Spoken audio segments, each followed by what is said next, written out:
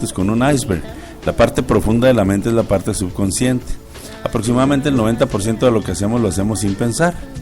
Cómo camino, cómo como, cómo veo, cómo gesticulo, qué gestos hago, mi caída de ojos, etcétera.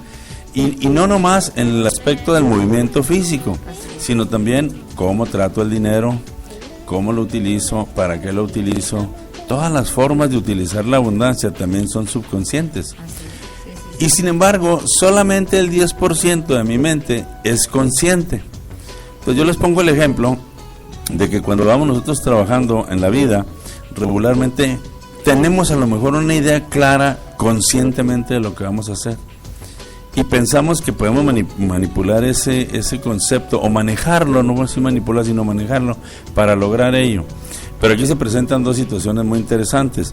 La primera, y lo dicen los filósofos, dicen la mayoría de la gente no logra lo que quiere en la vida porque no sabe lo que quiere en la vida. Así es. Entonces, cuando no se tiene un propósito claro, obviamente, dicen cuando sale un barco y no sabe a dónde va, pues a donde llegue está bien, ¿verdad? Y creen que tienen un propósito, pero en realidad si no tienen la consistencia, la perseverancia, sobre todo el enfoque, es como que ir caminando, pienso yo, en esas bandas, ¿no? Como las caminadoras que no llegas, vas moviendo los pies como caminando, pero no llegas a ningún lado. Sí, yo les pongo un ejemplo que les digo que es como subirse, no sé, en mis tiempos era muy común, quién sabe ahora con tanto juego electrónico, si ya no sea común, pero yo les digo que en mis tiempos había una ruedita que eran los caballitos, que empiezan a girar y a girar. Le digo, es como, no me gusta lo que tengo, esto está al revés de mis principios, de lo que yo quiero lograr algo diferente, y empezar a caminar en contra de la ruedita, ¿no? Entonces, por más que camino, avanzo, pero cualquier cosita, y si me descuido tantito me retraso. Así es. Porque es el subconsciente el que empieza a funcionar, empezamos a hacer las cosas por hábito. Y desafortunadamente, pues los hábitos que se grabaron, pues no son hábitos que nos lleven a los sueños. Inclusive, en la mayoría de los casos, como lo dije ahorita, no tenemos unos sueños concretos, claros, definidos, que podamos trabajar, sino regularmente tenemos solamente pensamientos de ambición. Inclusive, confundimos términos que a la hora de los resultados se entremezclan entre sí y nos hacen perder el enfoque.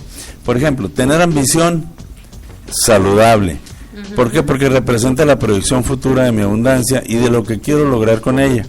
Sin embargo, en nuestra cultura lo confundimos con avaricia. Claro, la gente y es un pecado capital. Sí, la gente dice, no, como ambición, yo no soy ambiciosa, yo me conformo con lo que tengo. Y ahí está, ¿no? El límite, la limitante para no avanzar ni para hacer. Así es. Entonces, a la hora de estar viviendo y de estar haciendo lo que hacemos regularmente, pues se traduce en resultados. Todas las acciones se traducen en resultados. Y si recordamos, solamente el 10% son conscientes y el 90% son subconscientes. Entonces empezamos a vivir regularmente, aunque tengamos una idea clara conscientemente, en cuanto nos absorbe la vida cotidiana y lo que estamos haciendo, empezamos por hábito, por paradigma, a hacer cosas completamente diferentes. Que ya me llegó el dinero y traigo la cartera llena, todo se me ofrece, empiezo a pensar en esto, empiezo a pensar en esto otro, empiezo a pensar en cómo utilizarlo, en qué me hace falta, en qué aquí, en qué allá, y empezamos a deshacernos del dinero, porque en última instancia, pues el dinero no importa y ya no quiero llegar a rico, ¿verdad? Correcto. Subconscientemente. Así es. De tal manera que vemos el efecto traducido a la realidad, y en la gran mayoría de los casos vemos que el ajuste del dinero ajusta nuestro nivel de vida, y viceversa. Por ejemplo, una persona que gana el mínimo se mantiene en la orillita porque gana el mínimo. Pero si nos vemos nosotros esa persona proyectada, el día que asciende y gana el doble del mínimo, también gasta los últimos centavos y igualmente se mantiene en la orillita. Inclusive, paradójicamente, conforme más crece la abundancia, la situación empeora, porque una persona que gana 4 o 5 veces el mínimo, no solamente gasta todo, sino además se endeuda, porque quiere tener un carro al año, y con cosas porque no lo que sabe administrar. Así es. Ni lo poquito menos lo mucho. Y porque no tiene propósito. O sea, su propósito es un propósito que nace producto de la mercadotecnia, de que alguien, ingeniero, aquí está el poder de su firma, fírmele. Ya va el ingeniero de cabeza, ¿verdad? Sí, y poder. Y lo peor, y lo cual poder, ¿verdad? Más bien le quitan el poder. Pero no solo eso, aparte de que ya comprometió su salario futuro porque fue una deuda, aparte de todo eso, regularmente el 99% de las personas no leen los contratos que firman. Correcto. específicamente en los contratos crediticios, son un harakiri, exactamente, son un harakiri financieramente hablando. Un interés, por ejemplo, una tarjeta de interés que se pueda conseguir al 0%, al 5%, al 10% para iniciar, tiene cláusulas en letra pequeñita de que el interés puede subir cerca del 100%, cuando hay default, cuando hay atrasos, cuando hay una serie de circunstancias o cuando no se cumplen las cláusulas que están en el contrato. Y no nos damos cuenta hasta que no empezamos a notar que mandamos dinero y nunca baja. Hasta entonces cuando decimos, a ver, pues déjame ver qué fue lo que firmé. Ya para entonces es demasiado tarde. Están totalmente ahorcados. Así es, ya para entonces es demasiado tarde, o sea, ya está comprometida muchísimas cosas. Ahora, conscientemente todos queremos lo mejor para nuestra familia, para nuestra pareja, para nuestros hijos, o sea, todos tenemos algo consciente de mucha nobleza, sobre todo en nuestra cultura hispana. Sin embargo, a la hora que vemos esas realidades, pues los sueños se diluyen. ¿Cómo voy a mandar a mi hijo a estudiar a Harvard, a otro lado, si para empezar no tengo, y lo que tuve ya lo malgasté, ya lo tengo comprometido? Entonces ahí es donde se pierden todos esos sueños. La vez pasada creo que hablábamos de un análisis que hice yo de dos países, que era el país de México y el país de Japón. Así es. Y de qué manera un país tan pobre como el país de Japón, que no tiene ni siquiera riqueza propia como nosotros. 70% es rocoso, sin minerales, muy poca tierra de cultivo y habitable. No tiene petróleo, no tiene pues básicamente las riquezas que aquí abundan. Aquí tenemos vegetación, ríos. Y estamos invertidos. Si ellos tuvieran lo que nosotros tenemos, no entiendo qué serían. Así más es. Allá de la primera potencia. Yo también pienso lo mismo. Y si nosotros no tuviéramos lo que tenemos y estuviéramos como ellos, estaríamos en el inframundo. Pero ¿dónde está la clave de todo eso, Claudita? Fíjate, lo primero que sucede es, nuestros valores tienen mucho poder en carácter familiar. Es cierto que somos una familia muy cálida, de mucha unión familiar y de mucho compromiso, pero al mismo tiempo nosotros tenemos unas deficiencias culturales muy importantes. Por ejemplo, para un niño japonés es súper importante la honradez y el valor de su palabra. Así es. De tal manera que un japonés nunca llega tarde a una cita. Yo tuve el privilegio de trabajar 17 años en la industria, la cual fue industria maquiladora, y tuve el privilegio de trabajar con gente de la industria japonesa. Y japoneses, inclusive no japoneses, que entrando en ese contexto funcionaban en ese nivel de disciplina. Y es completamente diferente a nuestra cultura. O sea, un japonés no llega tarde nunca, y si llega tarde ahí, llega queriéndose hacer harakiri porque vale muchísimo su palabra. Yo me acuerdo que una vez un amigo me hizo un comentario, me dijo que estaban allá en Japón y que estaban en la mañana llegando de un vuelo, porque obviamente al salir de aquí pues llegan allá amaneciendo, ¿verdad?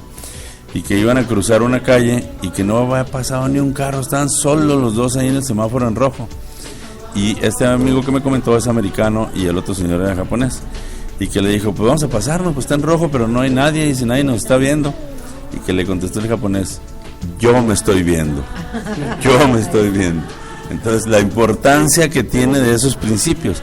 Aquí nosotros tenemos muchos valores, pero hemos descuidado esa parte, y yo creo que es donde nosotros trabajamos con interpretaciones que hacen más saludable la posibilidad de vivir bien como comunidad, y de pasadita corregimos todas esas carencias financieras.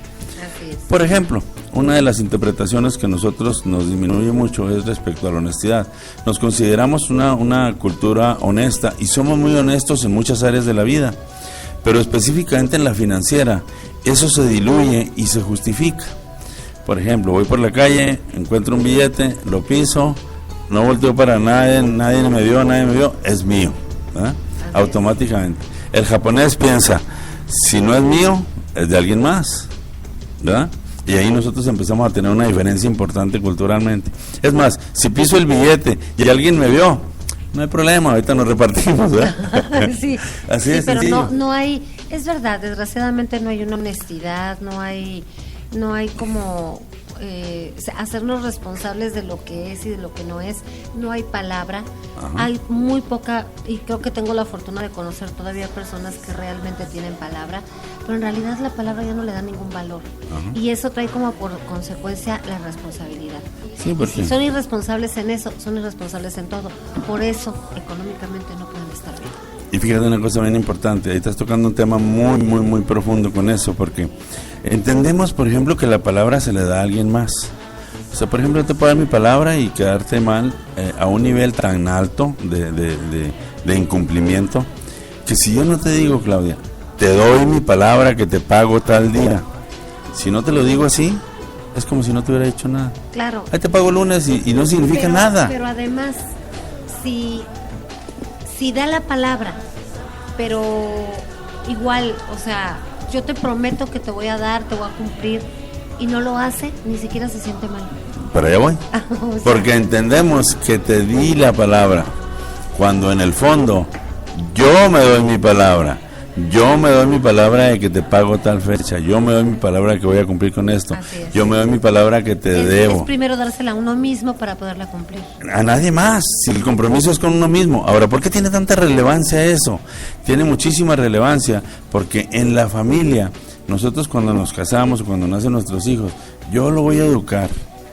Yo le voy a dar esto. Yo le doy lo que yo nunca tuve.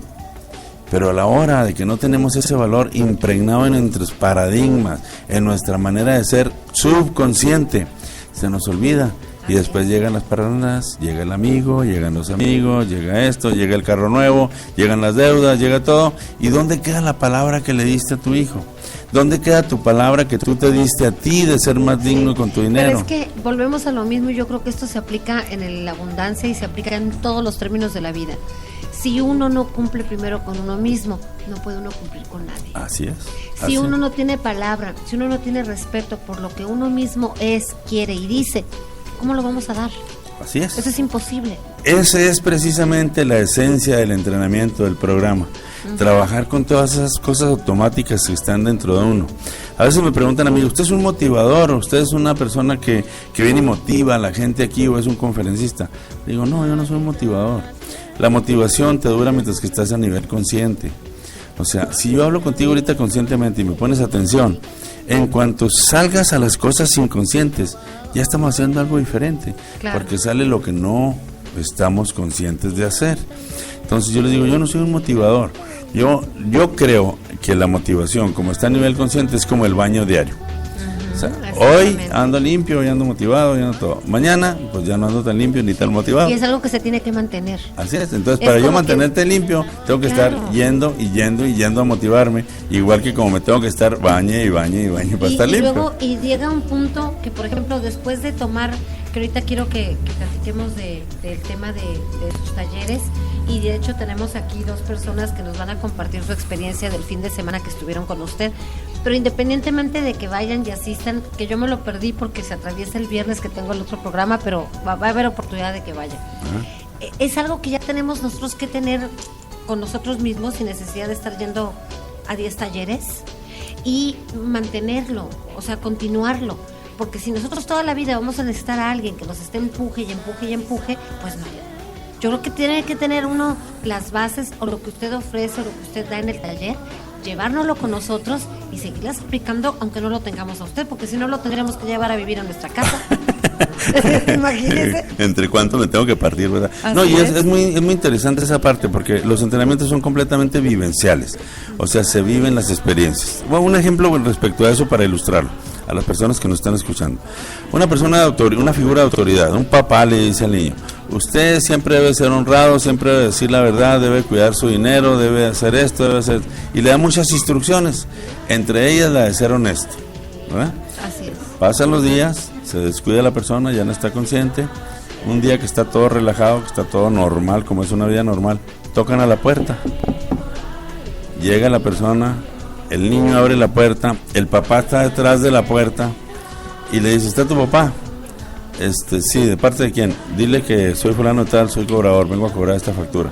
El papá detrás de la puerta le hace señas al niño y le dice, que no. Con señas, dile que no estoy, ¿verdad? Sí. Entonces el niño le dice, no, pues no está, y se va. O muchos inocentones dicen, dice mi papá que no está. Eso sería lo peor, ¿verdad? Pero fíjate, ¿qué es lo que se queda como aprendizaje para el niño? ¿La instrucción que se le dio o lo que acaba de vivir?